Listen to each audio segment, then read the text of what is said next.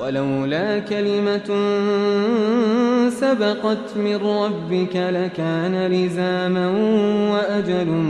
مسمى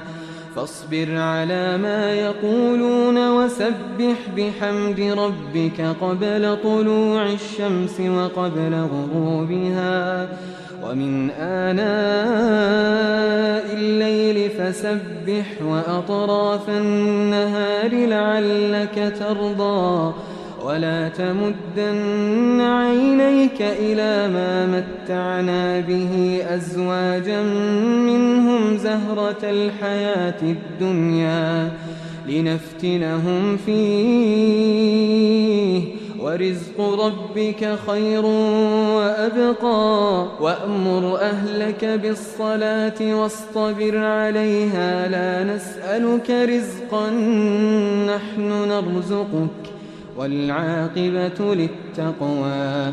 وقالوا لولا يأتينا بآية من ربه أولم تأتهم بينة ما في الصحف الأولى ولو أنا أهلكناهم بعذاب من قبله